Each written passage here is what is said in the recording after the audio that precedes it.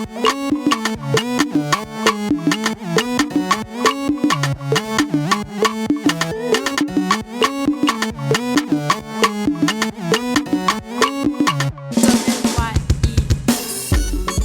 travel thousands and thousands of kilometers away from home to settle into a country where everything is different.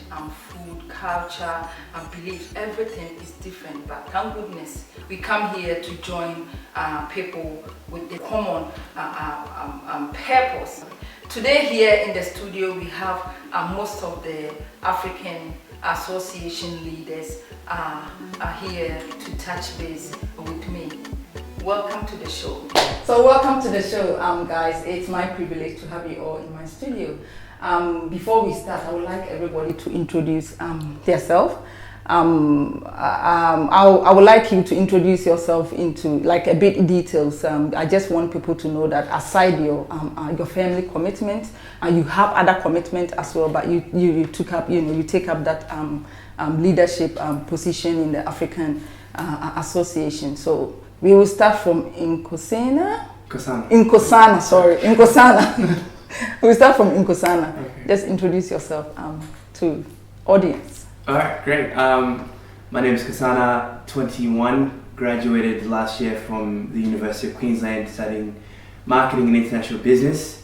I am the founder and chief of CIALA, the Council for Young Africans Living Abroad. So outside of that, I'm also now pursuing my honours at UQ, so I'm looking at social entrepreneurship in the African context this year, and I play basketball as well. Welcome to the show. All right, my name is Robert Mkombozi. I'm the president of the Queensland African Communities Council. I'm also a graduate with a master's in journalism and mass communication. So apart from having communication skills, I'm very passionate about the growth of the African community across Queensland. So as an umbrella association and council that looks after all the African communities and individuals across Queensland, we are always very passionate to see that the African community and the individuals are growing and really realizing their potential. Welcome to the show, Robert. Thank you very much. I'm Daniel Saki, graduated postgraduate degree from University of Queensland, and I'm working in the life science industry now. I've always taken our welfare issues for the African community in Queensland, indeed Australia, very seriously. So, an inaugural founding member of the Ghanaians Queensland Association, and I'm a family man. Donata is my wife, and I have 2 children, Najeli and Massimo. Thank you. Welcome to the show. Nigeria. I know, Nigeria. My name is Chinyere Mary Kalu. I'm part of the management committee of the Nigerian Association, Community Association in Queensland. I'm a family lawyer, a wife, a mother to 2 boys, and I am very much committed to issues regarding our community, not just Nigerians, but of course Africans in Australia. And I believe I'm a social justice advocate as well. I like matters or issues that will benefit everyone. Welcome to the show. Sierra Leone. Hi, Nana. My name is Aya Thomas. I'm current president of the Sierra Leone Descendant Association of Queensland. I'm also a founding member of the Community Association as well. I studied international relations. I did my undergraduate and postgraduate studies in international relations at Griffith University. I've worked at MDA for 8 years in different roles. I went on to Life Without Barriers, working with refugees as well as the program manager there for 2 years, and went on to Mercy, worked there as a team leader for a refugee program as well. And then now decided on a new career, so I've started up my own real estate agency as one of the newest or the only African real estate agency established by somebody from African background that I know of in Queensland. But I'm still committed to my community and passionate about it like always. Tanzania. My name is John Luenze. I'm a member of the Tanzanian Association in Queensland and one of the founding members. I've been in Australia for nearly 20 years right now. My background is in urban planning, which is what I'm practicing, and at the moment I'm doing the graduate certificate in water planning. I'm a very active member of the Tanzania Association in Queensland, and being one of the executive members, we do a lot along the community, Tanzanian community, as well as the Tanzanian relationship to Tanzanian and Australian communities. Thank you. So I understand association to be a group of people coming together with a common purpose, unless anybody has another, unless someone have another definition for it.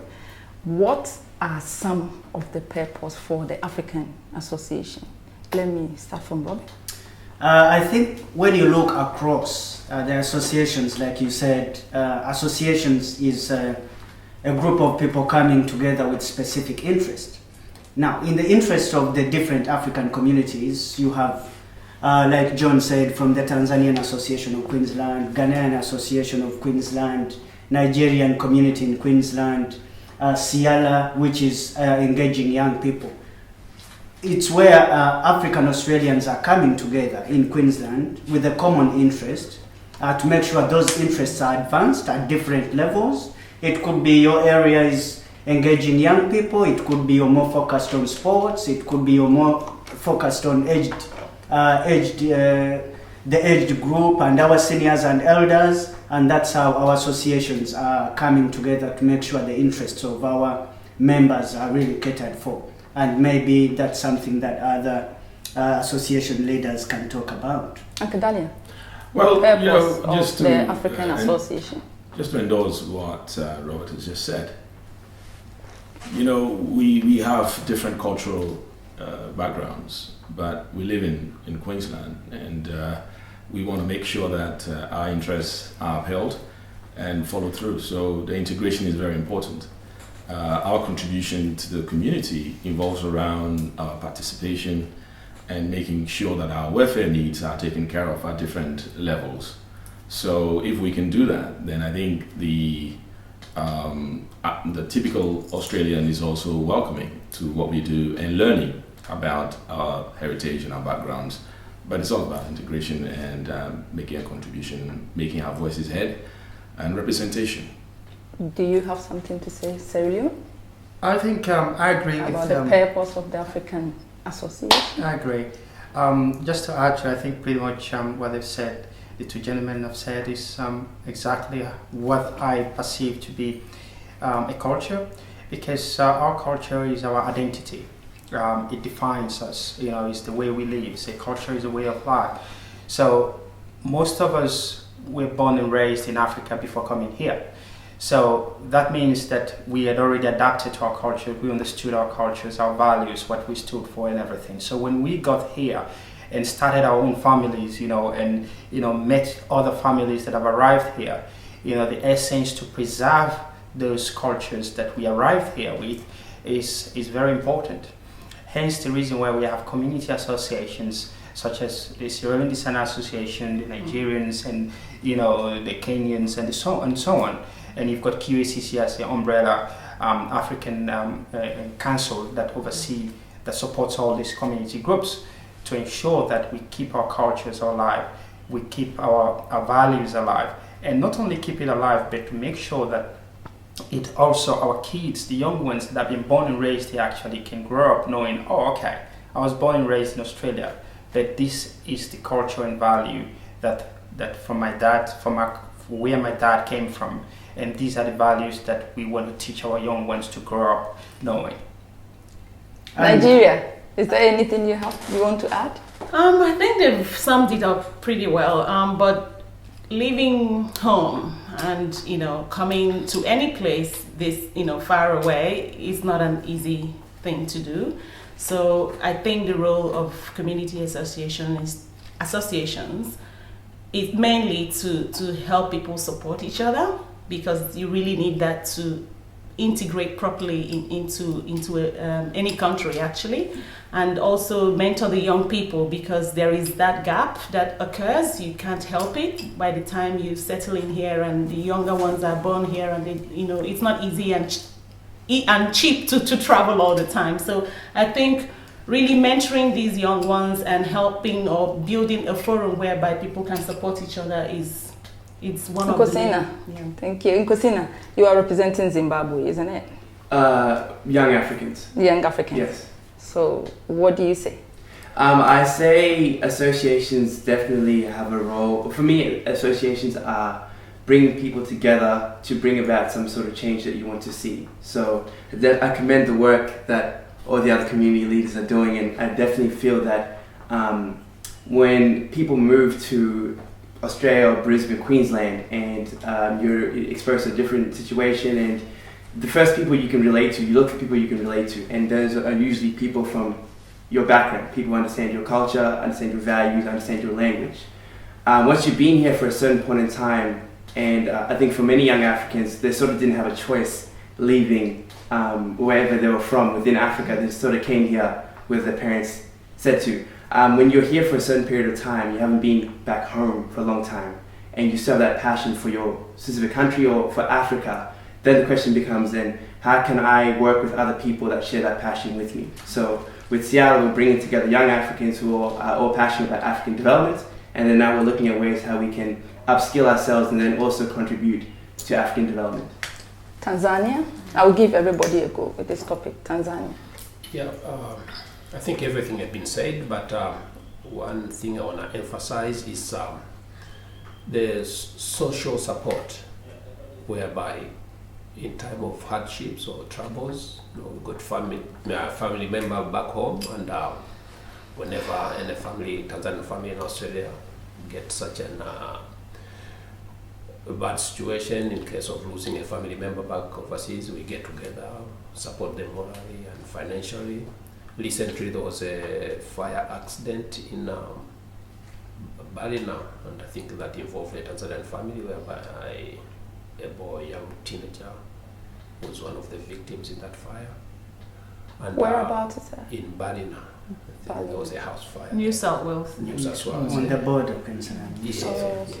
So besides even being New South Wales, whereby there's another Tanzania association over there, but we, Queensland Tanzania Association, we also participated. We raised money to support that family, so that can have either take the ashes back to Tanzania or just to give them more support. So yeah, that's one of the main purpose for the Tanzania Association. Besides all the other stuff, is get together in case of trouble or problems. Also in case of someone getting married or something, we join with the family, support them, and as we can tell, the Western societies are very much different to African societies. Sometimes people are just used to being themselves. So coming here with our background and everything, so we need that community participation and support. What are some of the achievements for this African Association? Any of you can answer? What are some of the achievements? What have we achieved? Of course, when we start talking about the achievements, that's a very broad question, because when it's as broad as the achievements themselves. When you look at the the achievements, so some of them. The fact that we are even able to create associations and bring the communities together, I think, in my view, that's the first stage of the achievements that we've been able to achieve or even register as a community, as African Australians in Queensland. The fact that a Nigerian is going to have issues and get in touch with the leaders in the Nigerian community in Queensland. The Tanzanians do the same. Sierra Leoneans and Burundians and Somalis do the same. They know their leadership. That helps us not only to support the members in a collective way, but it's also on a broader side of issues, like in issues of changing policy.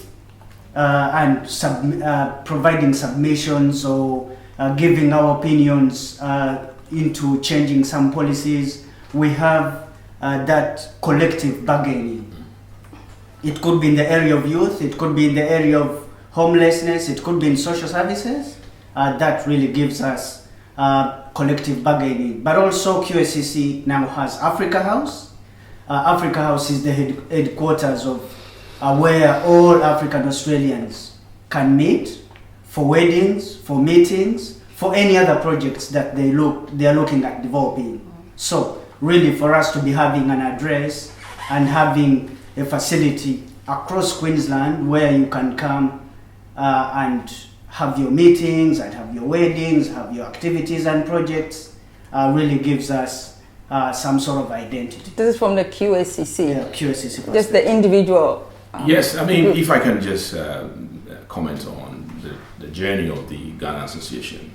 We celebrated 20 years last year of continued existence, coming together for the objectives that have been canvassed already. And I think that is a huge achievement, having a continuous engagement with our members, the community, without any break. And I think that is a testament to the goodwill that the individual members have and how the community has embraced us. But importantly, we have to remember that services are provided specifically for people who migrate into Australia and settle in Queensland.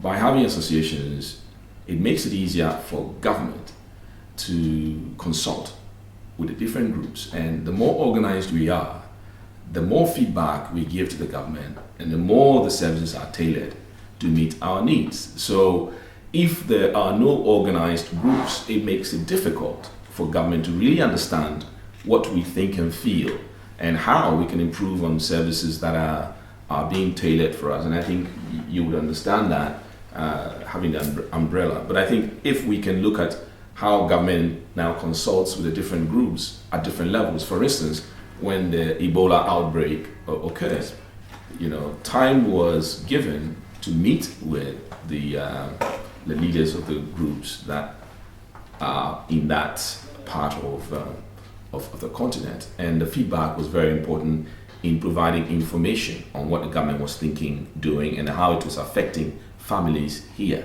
So I think from that perspective, there's a lot that has been achieved. I'll keep it to those two. Nigeria. As we all know, Africa is a diverse continent, and even within the countries, it's very heterogeneous, which means we have different cultures and multitudes of regions and everything. So one achievement that I do believe African associations have done is being able to sustain these groups for as long as they have, because that diversity, if not managed properly, can be a problem. So sustaining them, for example, the Nigerian Association has been on for about 25 years. There are pioneers who came here, who went through certain things and laid the foundation for some others coming not too long ago to be able to settle in properly. So that is one achievement, to sustain that cohesive group of people from even with their diversity to be able to come together, have fun together, help each other, mentor the young ones. That's a major achievement. And again, I can only give examples of what I know, and the Nigerian Community Association has also been able, not long ago, this was in 2014, to launch the Education Trust Fund. Anybody who knows Nigerians knows that we love our books, and it's not something, it's not blowing our trumpet, but we like professions, and education is one major thing for any Nigerian family. So we know that there are students who are doing it tough. We know that there are people training in various vocations who need our help. So that fund is meant to be ongoing. So we can give awards to people who achieve things in high school and unis. And we raise a significant amount of money, and it's been helpful to people. So that's another achievement that association has, done. Yeah. What are some of the achievements for your association? Well, to start with, our association has been in existence since June 2002. So just a few months short of 14 years since we started. There's been we were able to get a community bus for our community. So through the Queensland Gambling Community Benefit Funds, a 12-seater community bus that is being used by various community groups as well, not only Sierra Leone, but we make it available to all African and non-African community groups at a very, very cheap price, a rental price on a daily basis. So that's a huge milestone of achievement, because we're able to use that bus to transport the elderly people within our communities to events, to community meetings, to functions that we organize. Because as you know, those that are arriving here that are aged, they are immobile. So, and most times they're not accustomed to how to use the public transport either. So the bus has played a key role in assisting those people to participate into activities as opposed to sitting home the whole day and feeling homesick.